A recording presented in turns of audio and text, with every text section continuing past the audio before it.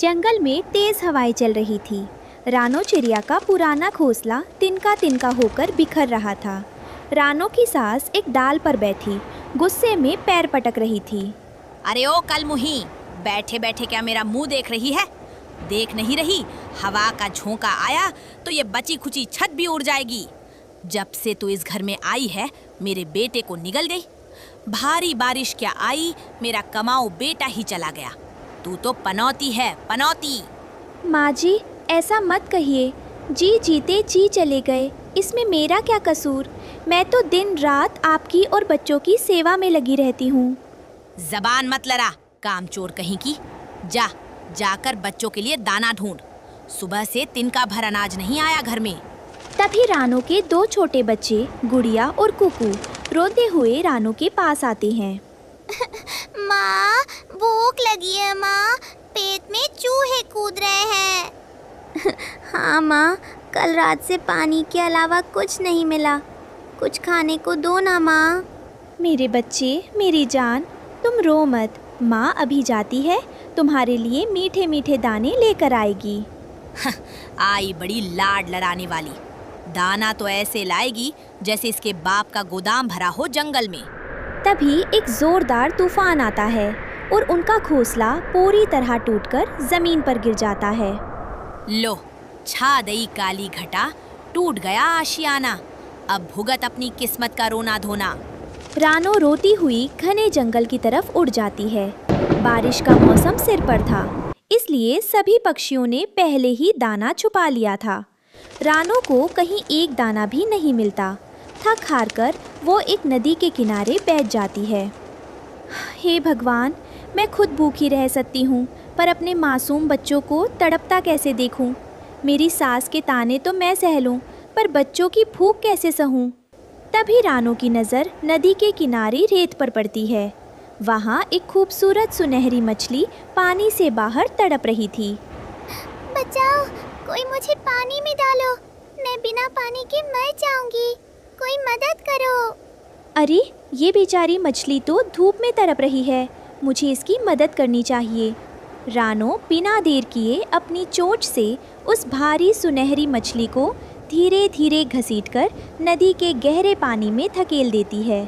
पानी में जाते ही मछली में जान आ जाती है।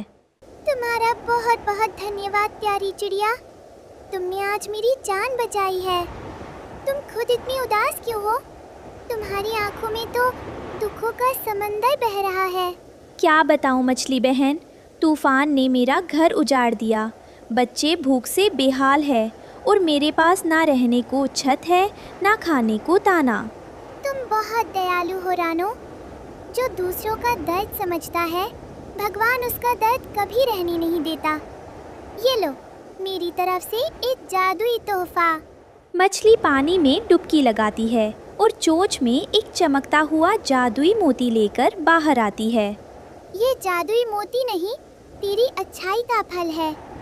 जहाँ रखेगी इसे, वही महकेगा तेरा कल है। रानो, इस मोती को ले जाकर उस पीपल के पेड़ की खाली डाल पर रख दो। रानो उस मोती को लेकर पीपल के पेड़ पर पहुंचती है। जैसे ही वो मोती को डाल पर रखती है, एक तेज रोशनी चमकती है। देखते ही देखते वहाँ सफ़ेद और चमकीले मोतियों से बना एक आलीशान, बड़ा और अभेद्य घर बन जाता है। हे भगवान, ये तो मोतियों का महल है। रानो घर के अंदर जाती है तो देखती है कि वहाँ सोने के बर्तनों के तरह तरह के स्वादिष्ट दाने, फल और साफ पानी भरा हुआ है। माँ जी, गुड़िया, कुकू, जल्दी आओ, देखो भगवान ने हमारी सुन ली। सास और बच्चे भागते हुए आते हैं। बच्चे खाना देखकर झपट पड़ते हैं। वाह माँ, इतने मीठे फल, मेरा पेट भर गया। माँ, अब हमें बारिश में भीगना नहीं पड़ेगा। ये घर कितना मजबूत है। अरे, इस कलमुही के हाथ इतना बड़ा खजाना कैसे लग गया? चमकीला घर, इतना सारा खाना, जरूर इसने कोई चोरी की है। पर जो भी हो, इस घर पर राज तो मेरा ही होना चाहिए। मुझे कुछ करना होगा। रानो की खुशियाँ उसकी सास से बर्दाश्त नहीं हो रही थी। वो चुपके से जंगल के सबसे शातिर चोर कालू कौवे के पास जाती है।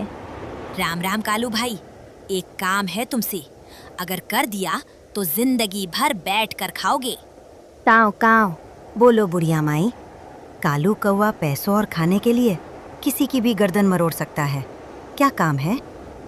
वो जो पीपल के पेड़ पर मोतियों का चमकीला घर बना है ना, वो मेरी बहू रानो का है। हमें उस घर को हथियाना है। तुम उसे डरा धमका कर वहां से भगा दो। फिर उस घर में आधा हिस्सा तुम्हारा और आधा मेरा। अरे वाह, मोतियों का घर! ये तो बहुत बढ़िया सौदा है। चलो अभी चलते हैं। उस अदनी सी चिड़िया की क्या औकात जो कालू कौवे के सामने टिक सके। कालू कौवा और सास पीपल के पेड़ पर पहुंचते हैं। रानो बच्चों को खाना खिला रही थी। काव काव, ए रानो चिड़िया, बाहर निकल।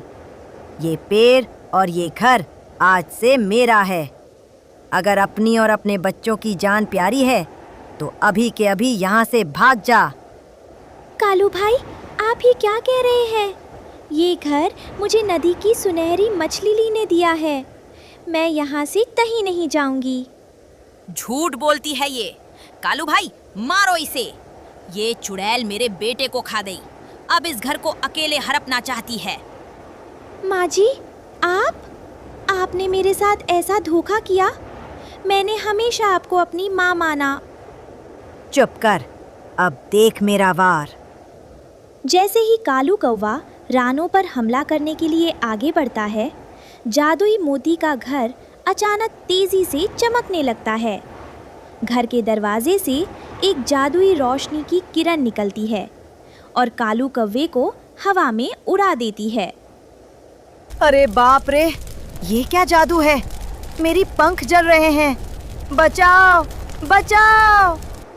कालू कौवा दूर जाकर कटीली झाड़ियों में गिर जाता है। जादुई घर से एक और रोशनी निकलती है जो सास के चारों तरफ एक अदृश्य दीवार बना देती है, जिससे वो हिल भी नहीं पा रही थी। लालच का अंजाम बुरा, धोखे का घर कच्चा है। जीत हमेशा उसकी होगी जिसका दिल सच्चा है। मुझे माफ कर दो रानो बेटी, मुझे बचाओ। इस जादू को रोको, मैं पत्थर बन जाऊंगी। हे जादुई घर, मेरी माँ जी को माफ़ कर दो। भले ही इन्होंने मुझसे नफ़रत की, पर ये मेरे स्वर्गीय पति की माँ हैं। मैं इनका बुरा नहीं देख सकती। रानो की बात सुनते ही जादू शांत हो जाता है। सास ज़मीन पर गिर पड़ती है। उसकी आंखों में अब पछतावे की आंसू थे। मुझे माफ कर दे रानो, तू पनौती नहीं, तू तो इस घर की लक्ष्मी है। मैंने हमेशा तुझे ताने दिए, पर तूने आज भी मेरी जान बचाई। मुझे अपनी गलती का एहसास हो गया है बेटी। माँ जी, ऐसा मत कहिए। आप मेरी माँ हैं। अब हम सब इस जादुई मोती के घर में हमेशा साथ खुश रहेंगे। इसके बाद रानो चिड़िया, उसके बच्चे और उसकी सास सभी उस जादुई घर में मिलजुल कर खुशी खुशी रहने लगे और सास ने रानो को कभी परेशान नहीं किया। इस कहानी से हमें सीख मिलती है कि नेकी और भलाई कभी खाली नहीं जाती और लालच की राह सिर्फ बर्बादी की ओर ले जाती है।